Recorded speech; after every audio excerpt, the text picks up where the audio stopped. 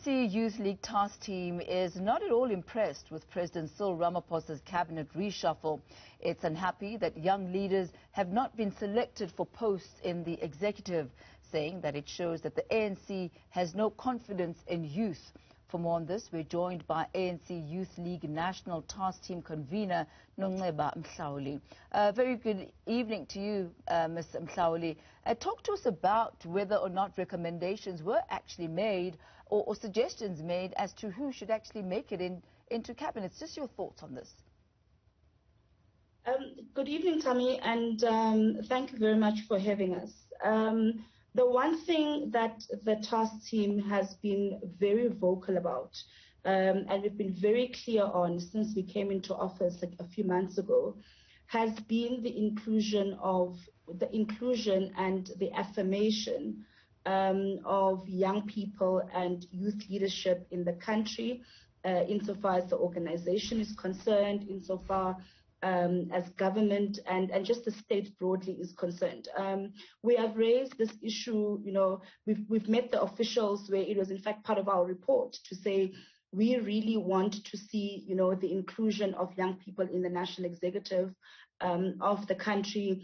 We had even, reported to the ANC on our campaign called Muswa Palong, basically meaning that we want to see young people on the polls as we are going to local government elections. So because we've been so deliberate in our calls for young people to be given positions or roles of responsibilities, we are very disappointed in that an opportunity arose where the movement could have demonstrated that it does have confidence in the ability of young people to form part of strategic, positions, that such an opportunity was missed. And we do view it as a motion of no confidence in young people, because there really is no shortage of brilliant young people in South Africa, and including even amongst the benches of the ANC in Parliament. So we really view this as a missed opportunity, and we are quite disappointed at that. So when you look at the reasons why, were you snubbed, were you just ignored or undermined? What could it be? We actually don't know.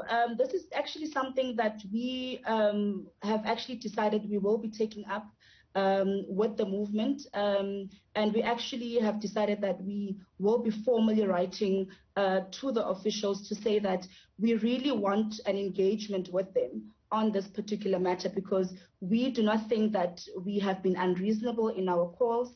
We are merely representing our constituency, of which we have full confidence in our constituency. Even within Parliament, there are so many young people in Parliament who continue to be backbenchers. They are not chairpersons of portfolio committees. They are literally just there, as backbenchers. And also, Tammy, if we say that the ANC Youth League is a preparatory school, what does that mean?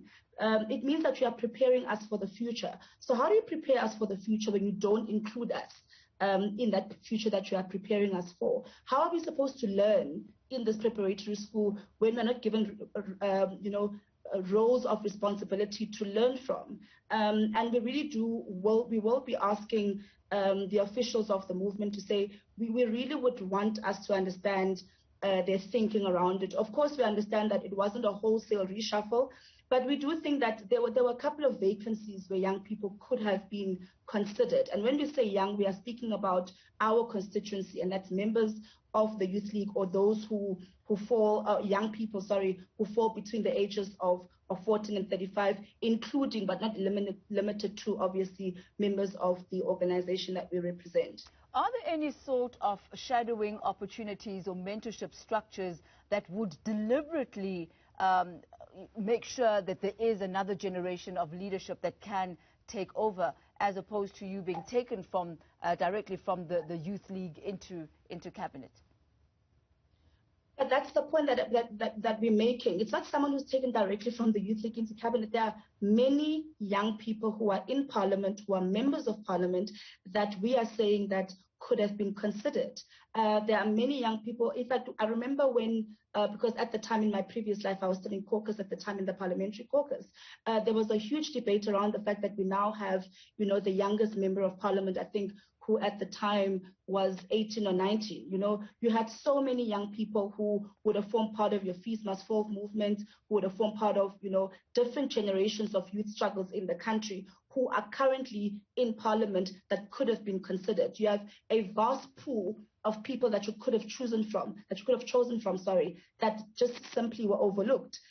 So we're not saying we want a Nonceba who must be taken from, you know, from the outside, and the fact that she's a member of the Youth League must therefore mean that she must be in cabinet. But we are saying that in parliament at the moment, there are so many young people who have been there, not even in this sixth administration or sixth term of parliament, even in the fifth term of parliament, who would have been there, who ought to have been considered, and they weren't considered. And for us, that is problematic. Looking at the list, there are at least 3 in this list that are in their 30s. There's Stella Ndabeni-Abrams, Mameluko Ngubane, and Kubuto Chabeni as well, who are in their 40s. Is this too old for you? I think, one, Tammy, what we need to do is we need to reflect on what is youth, right? And I don't want us to, because often we are accused of being ageist, and we are not. If we are saying that the definition of youth in this country are those between the ages of 15 and 35 or 14 and 35, because it varies between the ANC's constitution and the Youth League's constitution, it means that you are confined to that grouping, right? It means that your definition of youth is generally and naturally discriminatory, because it means that someone who is above 35 is not by definition considered youth. And if we are saying that our organization represents youth in this country, we are speaking about the constituency that is below 35.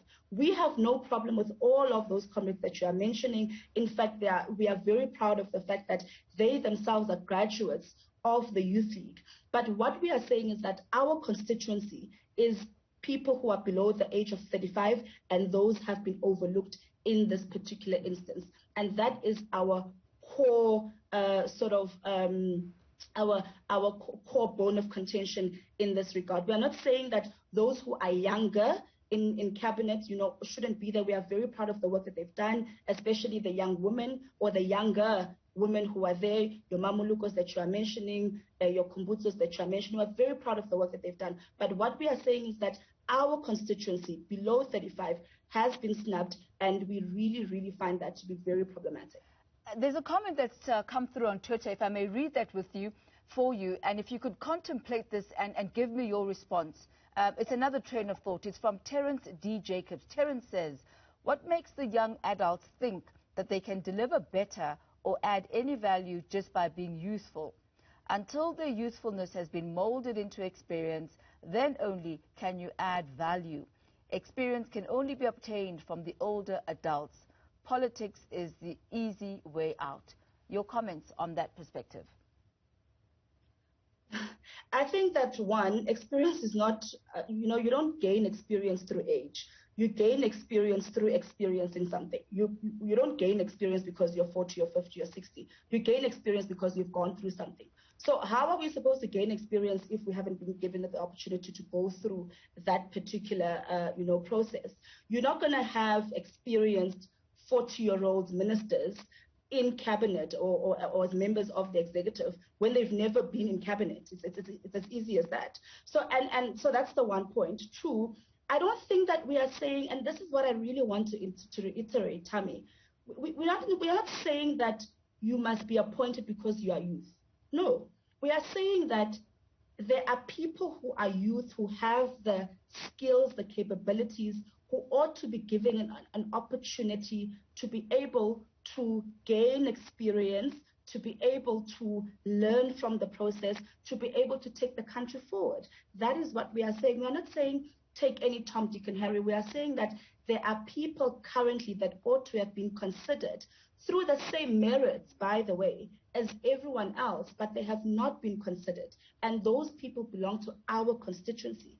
Again, there are many young people who are in parliament, some of them are not in parliament, that have brilliant ideas.